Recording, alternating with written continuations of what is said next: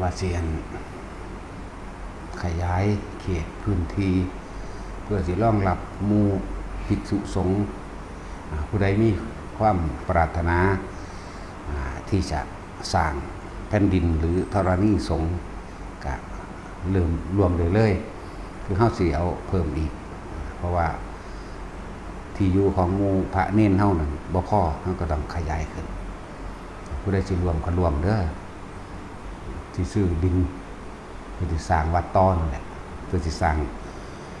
สถานที่ปฏิบัติธรรมนั่นแหละเพื่อรองรับผู้คนที่สิเข้ามาเรื่อยๆเป็นจำนวนมากซึ่งสิเว้าเรื่องว่าเฮาสิซื้อดินธรณีสงฆ์นะผู้ใดปรารถนาสิรวมก็รวมมา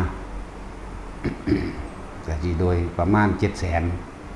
โดยประมาณ 700,000โดยประมาณได้อาจจะบ่ถึงหรือเกือบถึงบางทีนะหรือเลยจักหน่อยเป็นสิล่ะนั่นแหละเห็นว่าผู้ใดขึ้นชื่อว่าอยากมีทุกอย่างจักได้ทุกอย่างก็คือให้ที่อยู่อาศัยนั่นแหละขึ้นชื่อว่าให้ทุกอย่างแล้วก็ได้ทุกอย่างนะพูดถึงอานิสงส์ต่างๆของให้อาหารขึ้นชื่อว่าให้กำลังให้ยารักษาโรคขึ้นชื่อว่าให้ความไม่มีโรคนั่นแหละให้เสื้อผ้าขึ้นชื่อว่าให้เครื่องประดับประดาแล้วก็ให้ที่อยู่อาศัยขึ้นชื่อว่าได้ทุกอย่างที่อยู่อาศัยนั้นเป็นของสูงสุดโดยวัตถุนะนั่นแหละโดยเฉพาะพวกปรารถนาพุทธภูมิเจ้าต้องสร้างแผ่นดินของเจ้าเองโดยการสร้างเริ่มต้นปัตตภีต้องสร้างแผ่นดินเป็นของตัวเองบ่ซั่นสิบ่มีที่รองรับบุคคลผู้ที่รับธรรมบุคคลผู้ที่สืบต่อธรรมที่ชื่อว่าคนที่ปรารถนาพุทธภูมิถ้าบ่มีแผ่นดิน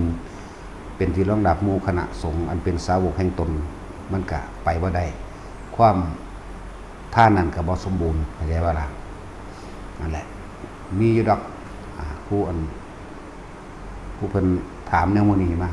เจ้าบ่สร้างแผ่นดินเจ้าสิเอาตรงหม่องใดไปอยู่แสดงธรรมเจ้าสิเอาหม่องใดเป็นที่รองรับหมู่เราคนทั้งหลายเพราะศาสนาแท้จริงก็คือใจคนก็อยู่ในคนอยู่ในร่างกายอันนี้เห็นบ่ล่ะจังซั่นแหละผู้ใดอยากร่วมก็ร่วมมานั่นแหละแต่ว่าสิ่งสำคัญคือบ่จำเป็นต้องไปขอบ่จำเป็นต้องไปแลกมันเป็นเองของมันยิ่งกว่านั้นอีกนะให้ทานอาหารก็ขึ้นชื่อว่าให้กำลังให้ความคนได้กินมันก็มีกำลังมันตัวเนาะให้ยารักษาโรคขึ้นชื่อว่าให้ความไม่มีโรคตัวเองก็แข็งแรงบ่ค่อยมีโรคภัยเบียดเบียนให้เสื้อผ้าอาภรณ์ให้ถือว่าเครื่องประดับเครื่องนุ่งห่มมาแหละเครื่องประดับประดาทุกสิ่งทุกอย่างในการอบอุ่นกันแดดกันร้อนกันหนาวจะให้ที่อยู่อาศัยขึ้นชื่อว่าได้ทุกอย่างให้ทุกอย่างเพราะทุกอย่างก็ต้องตั้งร่วมอยู่ในหันไม่ว่าจะเป็นสถานที่ปฏิบัติหรือวัดสถานที่ปฏิบัติเพื่อรองรับพระสัทธรรมคือบุคคลเป็นผู้รองรับพระสัทธรรมศาสนานี้ความรู้อันนี้ก็ต้องรองรับโดยบุคคลนั่นเองจึงเรียกศาสนาบุคคลที่อยู่ไสถ้าว่ามีแผ่นดินรองรับเขาจะไปสร้างต้นไม้เขาจะไปสร้างต้นไม้ตัดสรุไปสร้างไว้หม้องใดถ้าว่ามีแผ่นดินรองรับเขาจะไปสร้างเจดีย์ต่างๆเขาจะไปสร้างไว้หม้องใดถ้าว่ามีนั่นแหละในทุสะเจดีย์ต่างๆหรืออุเทสิกะเจดีย์ต่างๆเพื่อเป็นเครื่องน้อมรำลึกนึกถึงเนติคือคุณของพระพุทธเจ้าว่าต้องสร้างก็สร้างเพราะเดี๋ยวนี้